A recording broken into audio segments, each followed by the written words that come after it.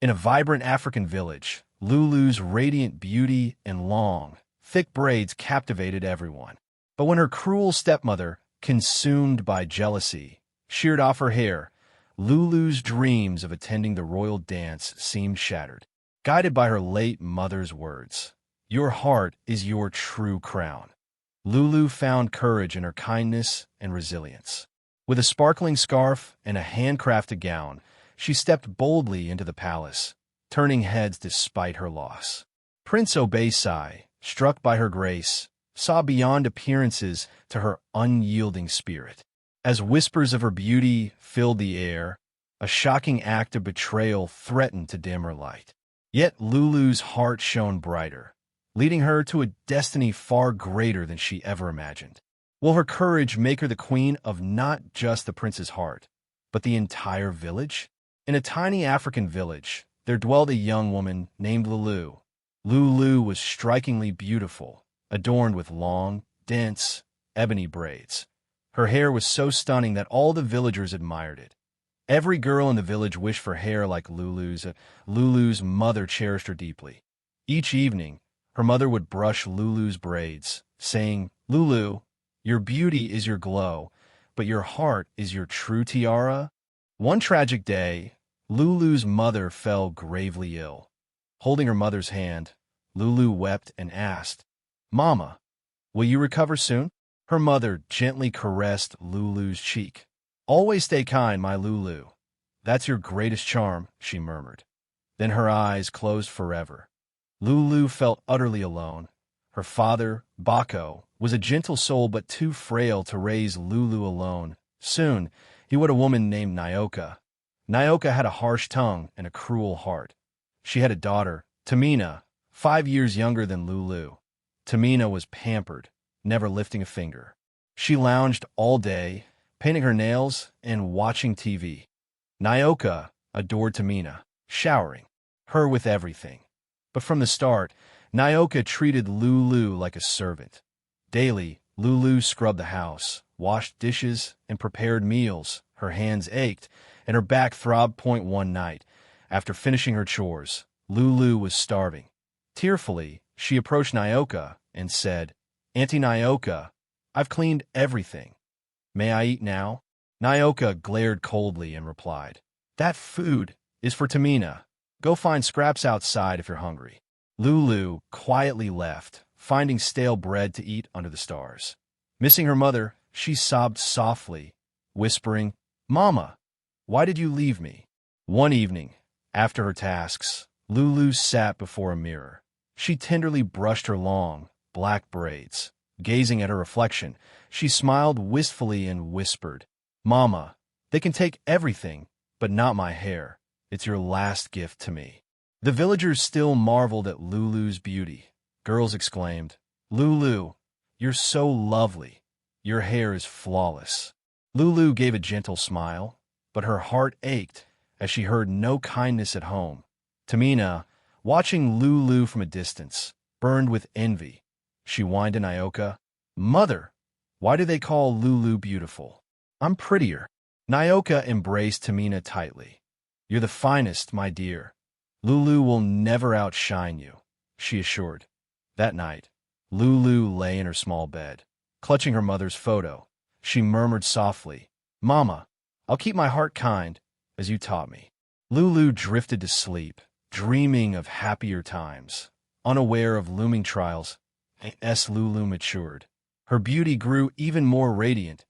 At T25, her charm was so dazzling that, despite plain clothes and no jewelry, people stared. They murmured about her allure everywhere she went. Yet, Lulu's heart remained heavy, as Nyoka and Tamina treated her cruelly at home. Now 20, Tamina was idle, spending days painting her nails, watching TV, and mocking Lulu. One day, Tamina jeered, pointing at Lulu. "Your looks. Can't hide that you're just a servant." Lulu's heart stung, but she stayed silent, continuing her chores, praying for change. One bright morning, the town crier's voice rang through the village. He proclaimed, "Hear ye! A royal ball will be held at the palace. All single maidens must attend." The prince will select his bride there. Lulu's eyes gleamed with hope. Her heart soared. She rushed to Nyoka, exclaiming, "Mama, may I attend the ball too?" Nyoka's face flushed with rage. Her voice boomed, "How dare you dream of it? You're a mere servant. No prince would notice you." Tamina, smirking beside Nyoka, taunted, "Look at me, Lulu. My face is royal. Yours is for scrubbing pots." Lulu stood firm, feeling bold. "I'll go anyway. I have the right to dream," she declared resolutely. That Nyoka's eyes narrowed. She sneered, "How will you go? You own no fine gown. Perhaps you should beg your mother's spirit for one," she mocked. Tears welled in Lulu's eyes, but she recalled her mother's words. She replied softly, "My mother said I was destined for greatness." Nyoka cackled viciously. "You're delusional, Lulu. You'll always be a servant." That night, Nyoka lay awake, plotting to keep Lulu from the ball. Her heart seethed with malice. She muttered, "Lulu will never surpass my daughter. I'll stop her." Lulu, too, stayed awake, envisioning the royal ball. She pictured herself twirling gracefully, like a princess. Clutching her mother's photo, she whispered, "Mama, I'll honor you. I won't surrender."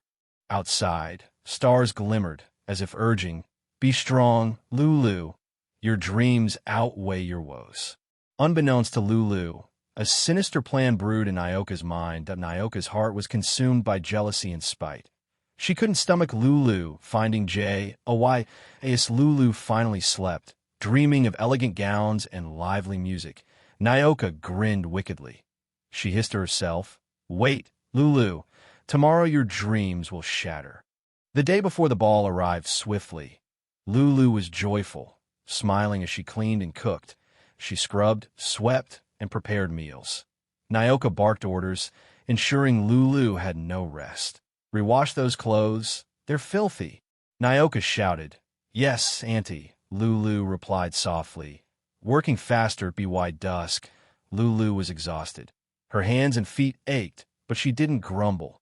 Thinking of the ball, her heart warmed. After completing her chores, Lulu stood tall and whispered, "I did it. Nothing can stop me now." Nyoka observed Lulu from a shadowy corner, her eyes cold and furious. "You think you're above my daughter?" she muttered. "I'll teach you what happens to girls who dream too grandly." Late that night, under a bright moon, Lulu fell into a deep sleep. Worn out, she didn't hear her door creak open. Nyoka crept into Lulu's room, clutching scissors. With a malevolent grin, she approached Lulu's bed and lifted her braids. Silently, Nyoka began snipping. Snip, snip, snip. Lulu remained asleep. Nyoka continued until Lulu's braids lay on the floor, leaving her head bare. Nyoka chuckled softly, whispering, "Let's see if the prince fancies a bald bird like you." Dawn broke. Lulu awoke. Touching her head, she shrieked, "My hair! It's gone!" She leapt from bed, seeing her hair strewn on the floor. Tears streamed down her face. Lulu collapsed, sobbing, "Why? Why would you do this?" Nyoka stood in the doorway, smirking cruelly. "You wanted to dance? Dance now, Lulu. Let them mock you," she taunted. Lulu wept, cradling her bald head. Her heart shattered. Her hair, her mother's final gift, was gone. But amid her tears, Lulu recalled her mother's words.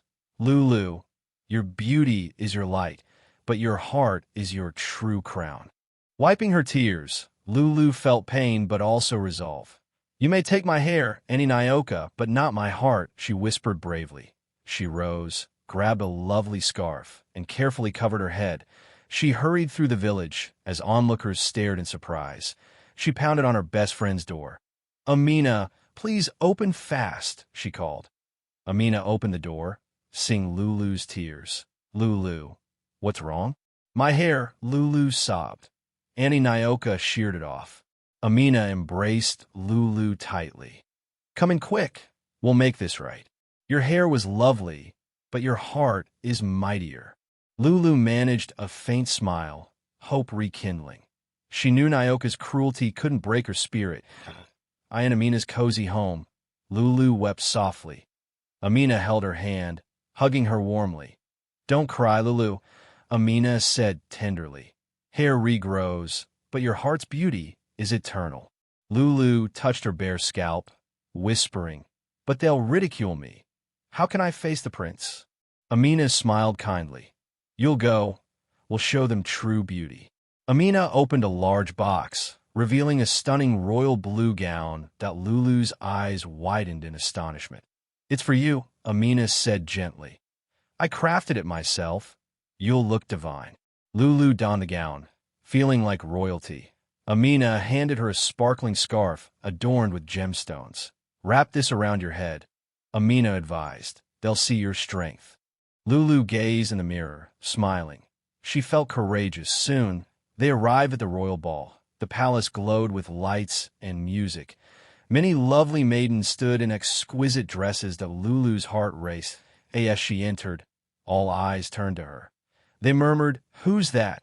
One asked, "She's beautiful." Another said, awestruck. Lulu held her head high, baldness hidden, recalling her mother's words, "Your heart is your crown." Across the hall, Prince Oasai, tall and dashing, gazed at Lulu with kind eyes that he approached slowly. "May I have this dance?" he asked softly, extending his hand. Lulu nodded timidly. "I'd be honored," she whispered. They glided under twinkling lanterns. The crowd watched in silence. Lulu felt serene, secure, and cherished. Oasai smiled warmly. "Your name?" "Lulu," she replied softly. "Lulu, your bravery outshines any crown," he said gently. Suddenly, a shrill voice pierced the crowd. It was Nyoka. "She's bald. Choose my lovely daughter, Tamina," she screeched. Tamina, beside Nyoka, fumed. "Yes, pick me, Prince Oasai, not that hideous girl." The crowd stared at Lulu. Her eyes brimmed with tears, but she stood firm. Prince Oasai lifted Lulu's hand high. "I choose Lulu," he declared boldly. "I choose her for her courageous heart, not her hair." The crowd erupted in applause and cheers. Nyoka paled, stunned. Prince Oasai gazed into Lulu's eyes and knelt. "Lulu, will you be my wife?" he asked tenderly. Lulu's heart leapt. Joyful tears fell. "Yes, Oasai, yes," she said, beaming. Amina beamed with pride, tears in her eyes. The palace rejoiced loudly. In that moment, Lulu realized true beauty lay in her valiant, loving heart, not her hair. Nyoka, hearing Oasai's choice, trembled with fury and collapsed. All eyes turned to her. Tamina wailed, "This isn't fair." Tears poured as she cried. "Why her? She's bald. She's ugly." But no one heeded Tamina. They smiled at Lulu. The cheers grew louder. She didn't need beauty, a woman murmured. She showed strength and courage. That's what counts. Days flew by. Soon, the village gathered again. Lulu wore a splendid gown and her special scarf. Prince Oasai stood proudly beside her. It was her coronation day. Lulu surveyed the crowd. Her heart glowed. She thought of her mother. "I hope you see me, Mama," she whispered. "I hope I've made you proud." Oasai placed a golden crown on Lulu's head. "Today, Lulu is your queen," he announced. The people cheered and clapped. They adored Lulu. Lulu stepped forward, took a deep breath, and smiled. "Friends," she said warmly, "I stand here not for my beauty. My hair was taken, but my heart endured." The crowd listened intently. Lulu's eyes shone with joyful tears, but she spoke bravely. "My mother said, 'Lulu, your beauty is your light, but your heart is your crown.' Now I see. True beauty can be stripped, but courage and kindness cannot." Many nodded, recognizing the truth in her words. "I want every girl to know," Lulu continued, "never believe you're lesser because others say so. You are strong, brave, and unique as you are." The crowd applauded. Girls embraced their mothers, feeling proud. Lulu touched her scarf gently. "This scarf hides my baldness. It symbolizes my strength. Let it be a badge of courage for any girl who feels different." From then on, Lulu's scarf became renowned. Girls across villages wore similar scarves. Those with scars, burns, or baldness wore them proudly, like their queen. Nyoka watched from afar, her face etched with regret. Tamina stood silently beside her, learning that day that beauty stems from the heart, not the face. Prince Oasai held Lulu's hand, smiling. You've taught us something profound, Lulu. A true queen has kindness and courage. Lulu beamed.